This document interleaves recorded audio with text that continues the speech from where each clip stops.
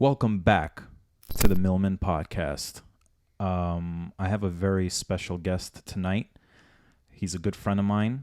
He goes by the name of Whit. He listened to a couple of episodes of mine and he was a fan and he just really wanted to jump on. So, Whit, say hi, and I just want to say it's a pleasure to have you on here. Hello, Michael. I'll tell you, it's an honor. I've been enjoying the podcast and I'm happy to be on with you tonight, man. That's amazing. That's amazing.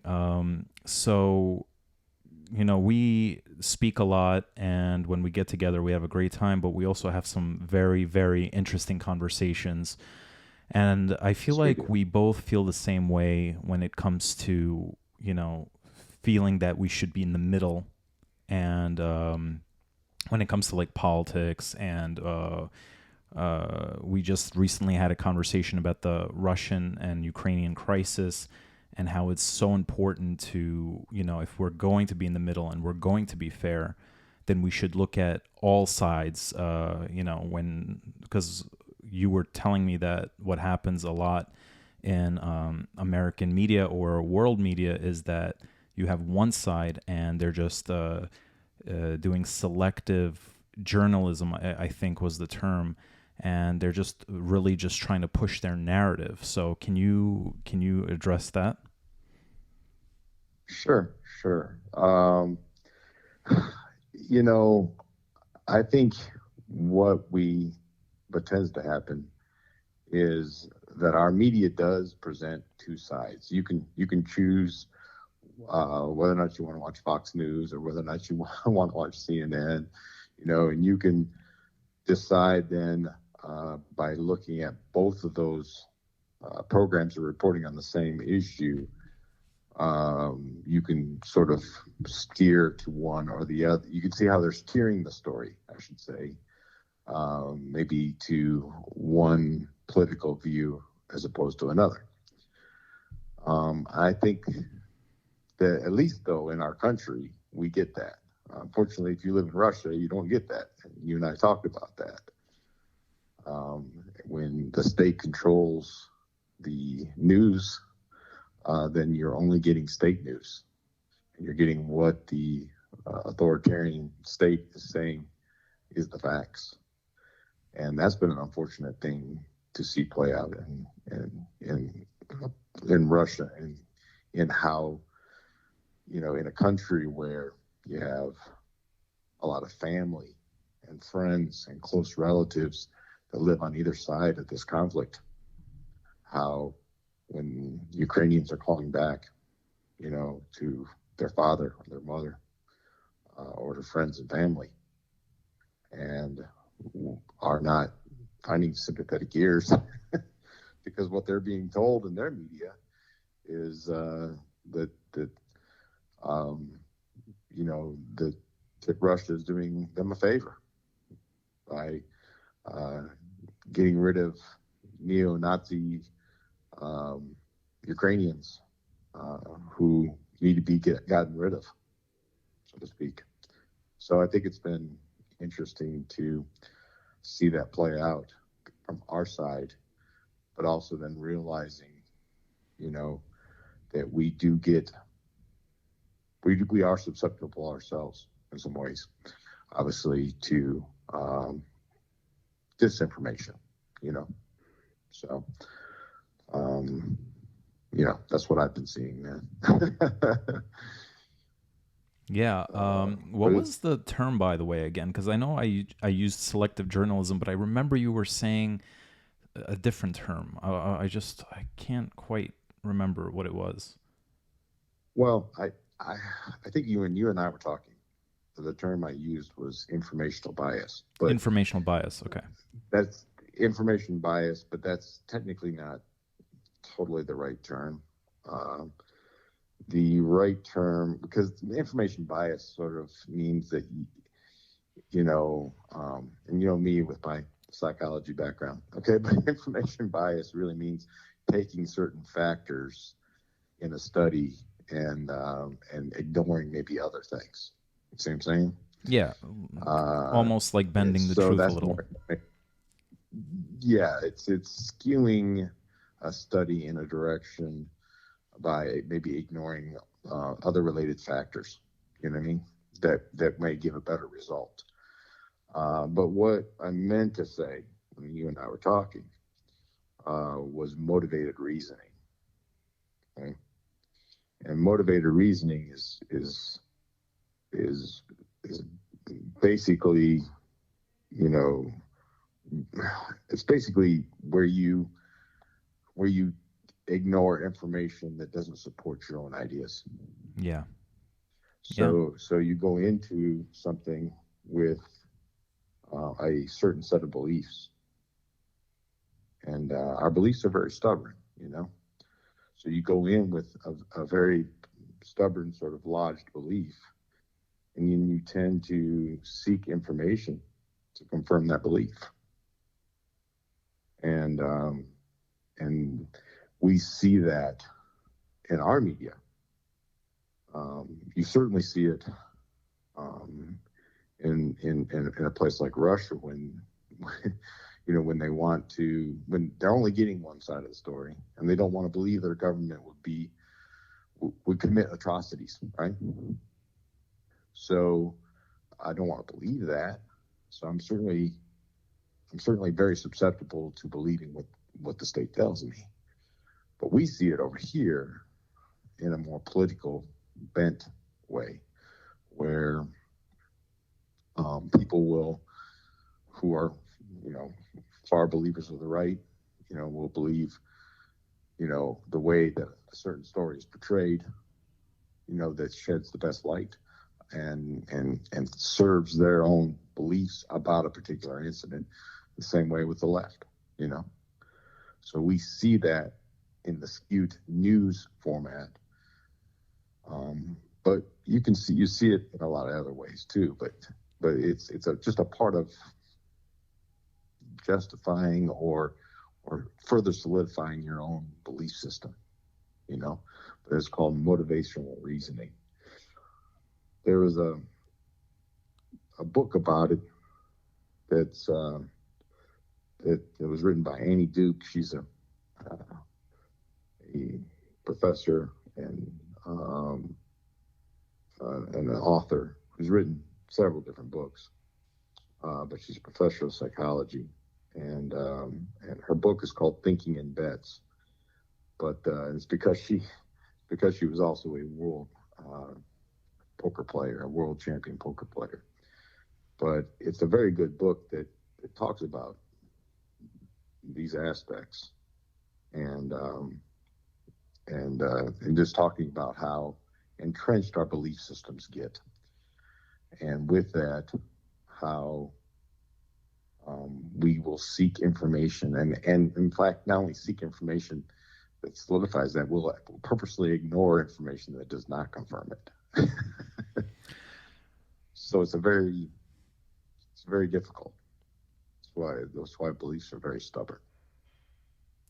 Yeah, we see that all the time, and but it's interesting because you have folks in Russia that are being fed one-sided news, but you still have a handful of Russian people that are protesting the war and they think it's wrong and they're willing to sacrifice themselves for that cause because it is forbidden to do something like protest or question the government's intentions, and they go to jail for that. And I remember there was a handful of people, well, a lot of people from the former Soviet Union that came to America. They were always drawn to America. They always wanted to come to America, even though the Soviet Union was probably just as bad, if not worse, with propaganda that was feeding their people. So I still have hope in humanity where there are people that do thinking on their own, because America, I was told by people from the former, when they lived in the former Soviet Union, that it was open that America was the enemy and it's so bad there. Yet they felt this intrigue, maybe because they, knew about American media, or like film and music. I don't know what it is. What I try to do personally is I listen to, and I mentioned this before, and we spoke about it, but I listen to conservative and liberal news in like cable news and on the internet on YouTube, because I'm just so curious to what people have to say and different opinions on things. And I still feel I'm getting misinformation at somehow, but I try to take everything I absorb and just balance it in my own head, where people are bending the truth and how it really is.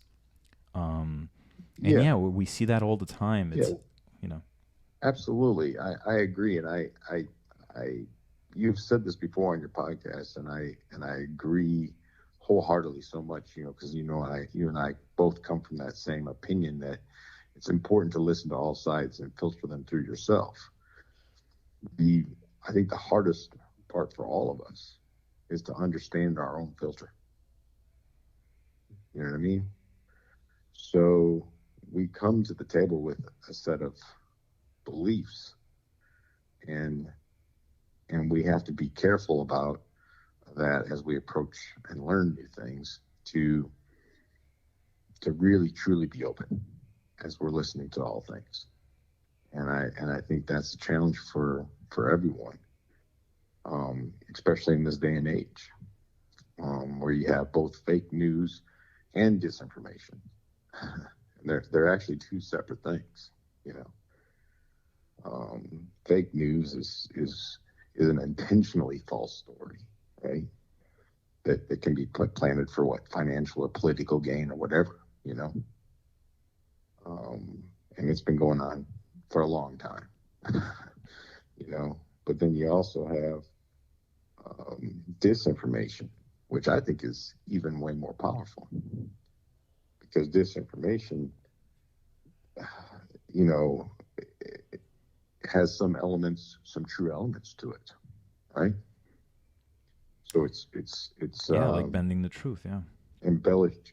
There's enough truth to it, but then it's embellished enough, to take a particular narrative or spin on it, and that's way more dangerous, in my opinion, because with disinformation, you can kind of confirm part of the story.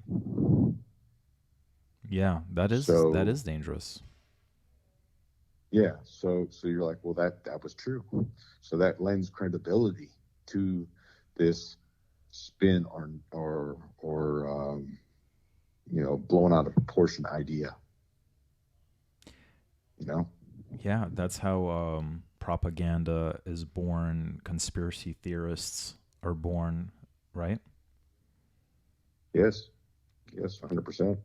But let me ask you You this. know, So Joe Rogan actually went through a controversy recently because he was accused of spreading misinformation when he was speaking to somebody about COVID. And mhm. so his in his defense, he says that this person was not just a credible person, but this was just that person's opinion. So how do we differentiate opinion versus you know what I mean? The dangers of Yeah. misinformation or disinformation, I should say. Well, you know, I think it's all in disinformation is going to um, come across, as factually based. It's going to have enough smatterings of factual information where opinion, obviously is it's going to be presented as such. It's going to be presented typically as this is in my opinion. A lot of times people will say, but you're right. Sometimes it's a credible individual who's presenting their own opinion, and that person with credentials or presenting their own opinion can indirectly lend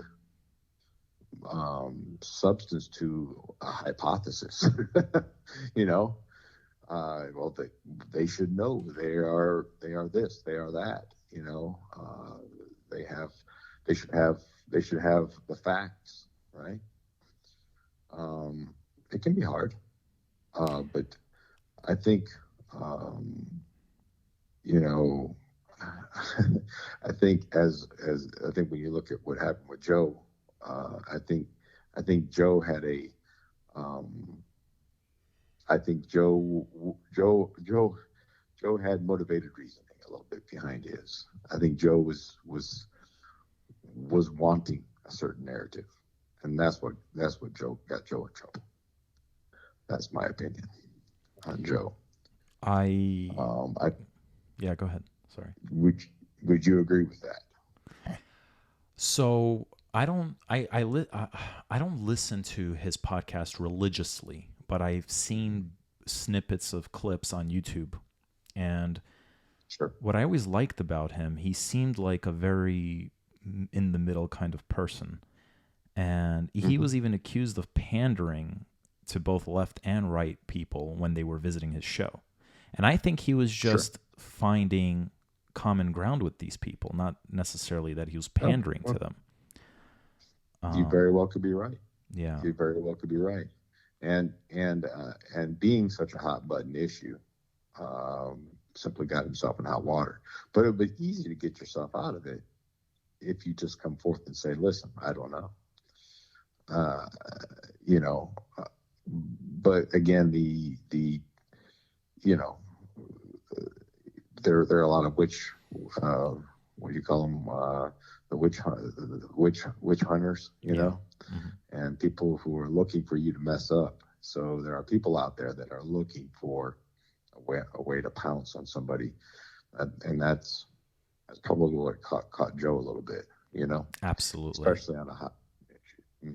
So, Absolutely. uh, Cancel culture is a real, real problem. And I think there are two types of people that are witch hunting because they don't like you. And then there are people that just mhm. don't, know any better, I suppose. And they think your intentions are harmful when, in fact, maybe they're not. Maybe that's just your No, opinion. right, And, sure, that's the challenge, I guess. And I think Joe Rogan definitely handled himself very well, though, because Neil Young left Spotify, right? He says that you have to yep, choose, and Spotify, of course, chose the $100 million man that they signed with, and he has a huge following on top of it. So they decided to sure, go with Joe Rogan. But I loved what Joe Rogan did because a lot of people probably expected him to say, "Ha ha, sucker," or "You know what, fine, get out of here." But no, he's like, "Look, I'm a Neil Young fan. I didn't want him to leave. I spoke to Spotify. We decided we're going to put disclaimers in the beginning of episodes like this." And so I just thought he handled himself very, very well. And that takes a lot of courage. And I love that he's not a divisive person. And I wish we could see sure, that from a lot more people because I watch a lot of folks, and it really itches me a little bit more when I see folks on the left, from the left wing, do this because they're supposed to be about unity and love and things like that. But there are people from the far left that I see on YouTube, and when they're preaching something, they're being very condescending and insulting toward people who don't agree with them. Like, oh, you're an idiot, or you're an effing this, or you're so stupid, etc., etc., etc. And I just feel like I wish they had a better approach. Like, look, I'm going to counter you because so and so and so and so, instead of just being rude and disrespectful. yeah, I don't, yeah, I agree with you 100%. I think what are they called, trolls? People are trolling. I think people simply do that at times. Mostly because they're trying to make them feel better about themselves in some way, or entertain themselves. They think it's entertaining to do so, but I don't think they're actually trying to have any real discussion, in my opinion. Right. Right? Because otherwise, they would come back with some sort of facts. Right? They would come back with some sort of discussion, to counter what was said. But a lot of times, I don't think that we let facts get in our way very much. A lot of people don't, right? Yeah. And they I want to say it's not just the left, though, it's the right also. There are two sides, but Sure. the left just, again, because of their message. And I think that why both sides do this is because I think that they just want to have shock factor, and I think they want, just to get a lot of views and supporters, and unfortunately, I feel like you cannot be a moderate, logical, rational person and have a following. You have to be an extremist almost. I'm saying sometimes I feel like this. I'm not saying that's the way it is, but you almost have to be an extremist on one side or the other and stand very aggressively on a stance. Like any sensitive topic that we talk about in America, you can't just be like, oh, it's not so black and white, and you have to just choose a side almost. And have you noticed that?